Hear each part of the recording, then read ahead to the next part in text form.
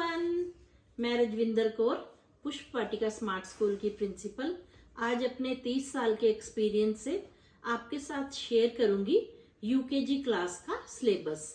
UKG class में बच्चे की एज मैं आपको बता दूं 5 ईयर का होना चाहिए बच्चा, 5+ होना चाहिए बच्चा यूकेजी क्लास का।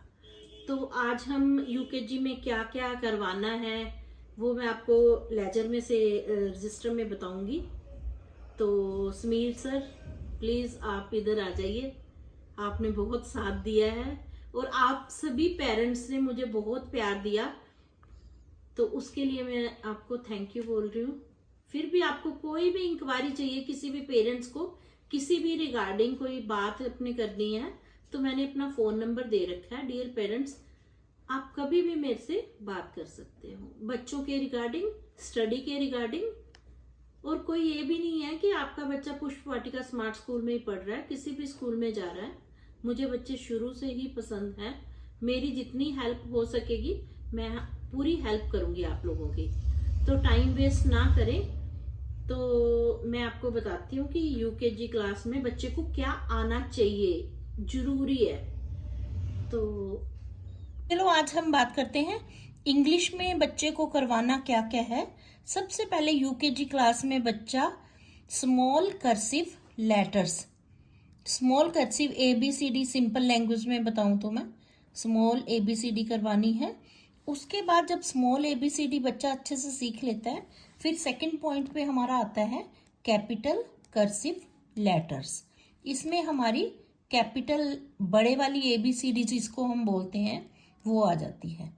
नेक्स्ट आता है हमारा स्मॉल एंड कैपिटल लेटर की ज्वाइन करना। जैसे बच्चा अब स्मॉल लेटर भी सीख गया है, कैपिटल लेटर भी सीख गया है, तो अब हमने उसको एक जोड़ करना सिखाना है। तो वो जोड़ कैसे करना है, जैसे मैं आपको स्क्रीन पे दिखा रही हूँ वैसे आपने बच्चे को जोड़ करके सिखाना है। इससे बच्चे का हैंड राइटिंग इम्प्रूव होता है।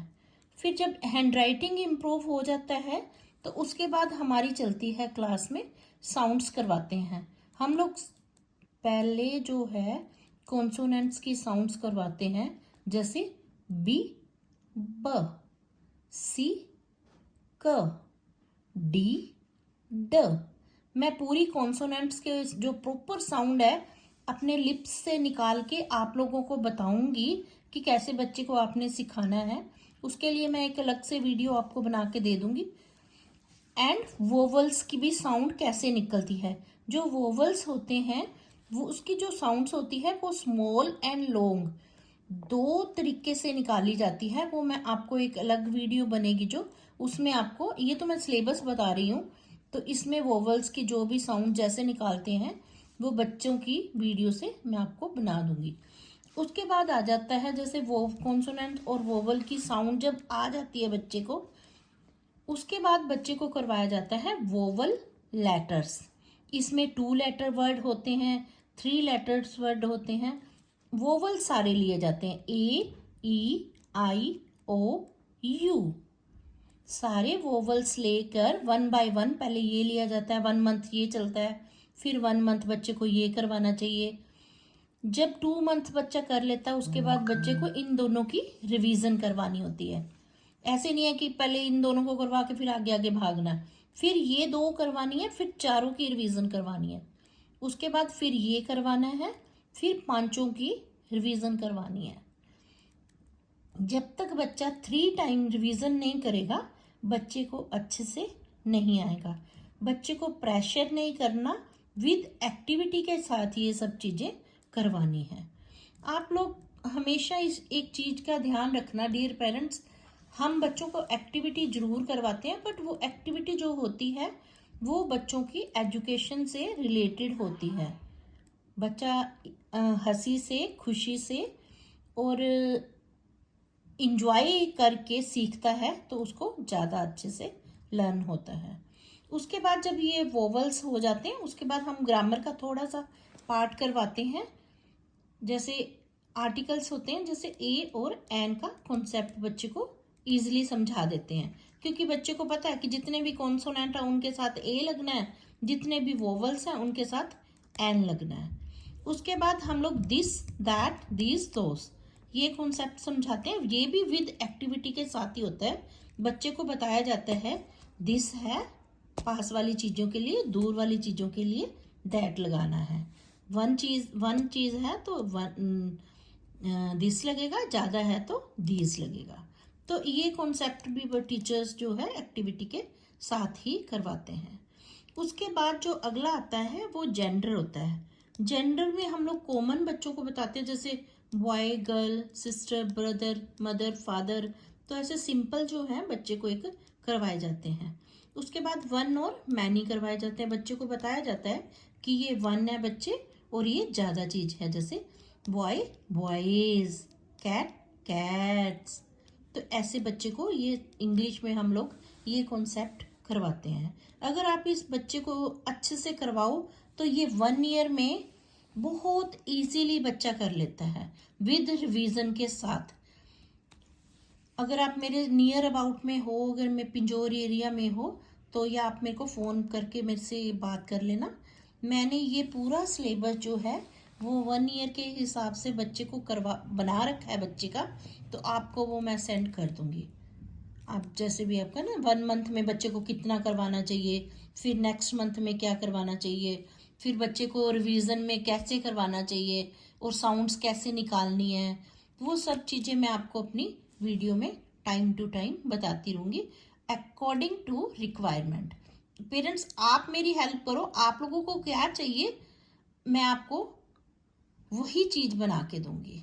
नेक्स्ट आता है हमारा इंग्लिश का। जब ये बच्चा कॉन्सेप्ट हो गया तो मैथ्स में हम लोग बच्चे को क्या करवाते हैं, सबसे पहले तो बच्चे को नंबर्स ही करवाया जाता है, जो काउंटिंग होती है।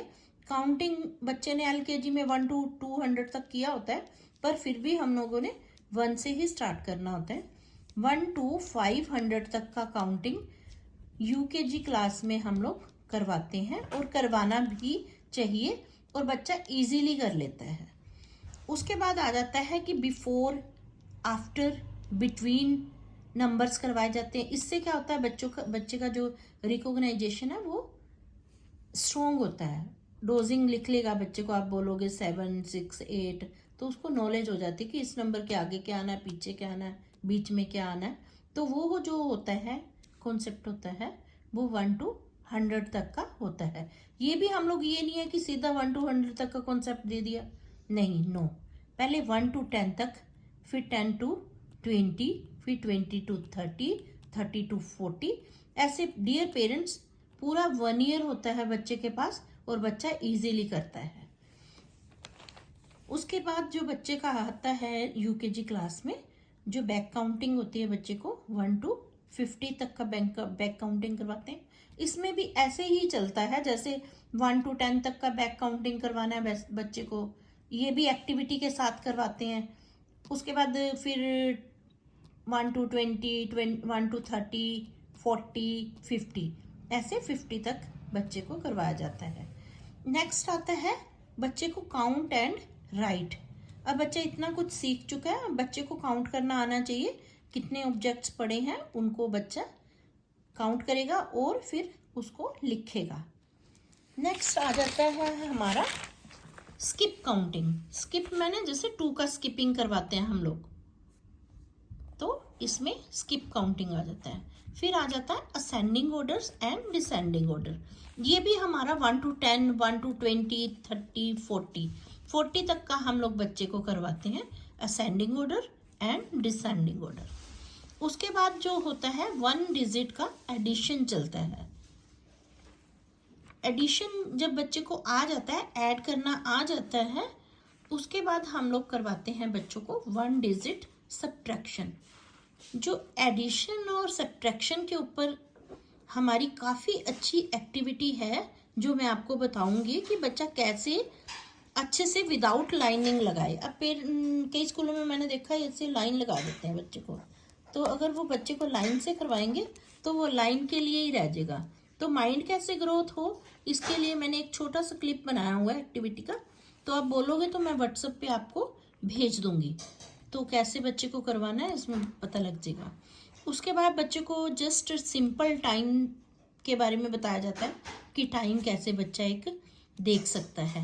मनी के बारे में बताया जाता है सिंपल।